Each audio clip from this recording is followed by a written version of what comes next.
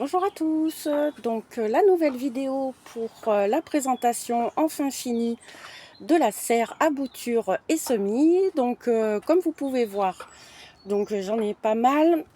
Pour économiser la place par terre, j'ai pris juste une planche de bois de récup que j'ai attachée à l'armature avec une chaîne. Ça me permet voilà, d'avoir une petite étagère en plus. Je vais sûrement en rajouter une ici, là. Comme ça évitera que les rosiers et tout ça traînent un petit peu trop par terre. Parce que, bon, comme ça fait un gain de place. Donc là, le coffrage pour le printemps où je vais mettre le fumier pour les couches chaudes.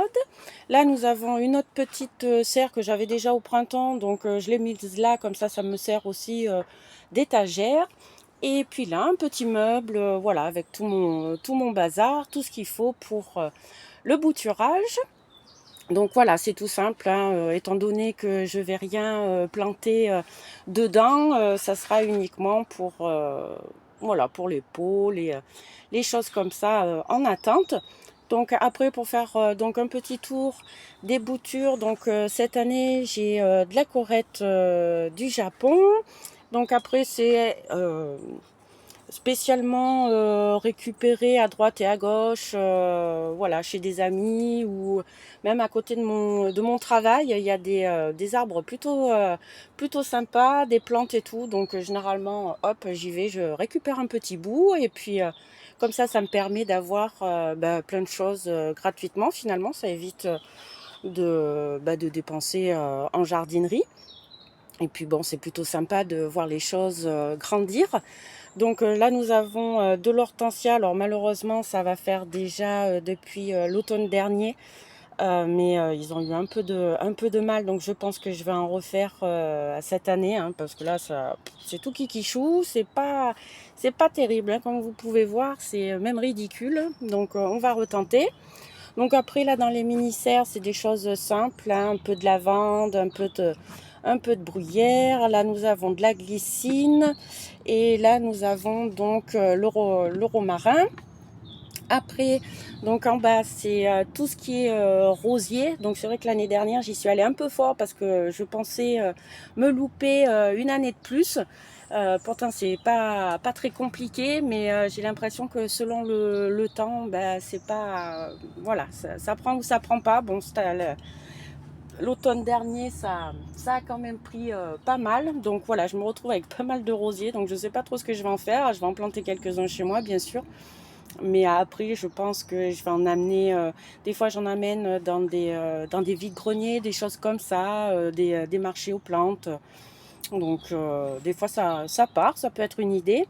Après, tout ce qui est dans les petites serres, là, nous avons du japonica, nous avons aussi un petit arbre à pompons que j'aime beaucoup aussi, que j'ai récupéré à côté de mon travail. Et après, là, dans la petite serre, nous avons de la sauge à fleurs, de la petite pâquerette de rocaille, un magnolia.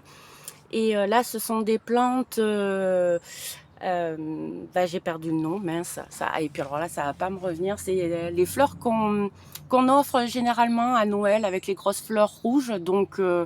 Ça a déjà fleuri 2 fois. Ça fait 2 Noëls.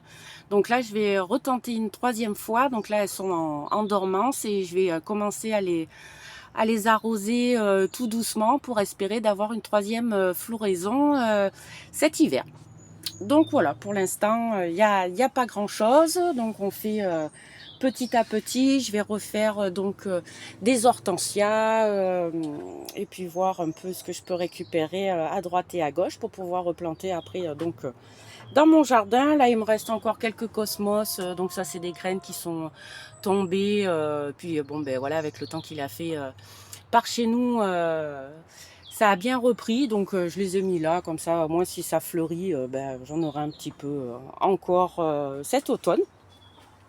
Donc voilà, je pense que la prochaine vidéo sera sur la bouture d'hortensia, comme ça on le fera ensemble. Et puis si d'ici là je retrouve encore une autre idée, et ben on refera d'autres boutures. Donc voilà, je vous souhaite un bon dimanche et puis à bientôt pour une prochaine vidéo. Salut!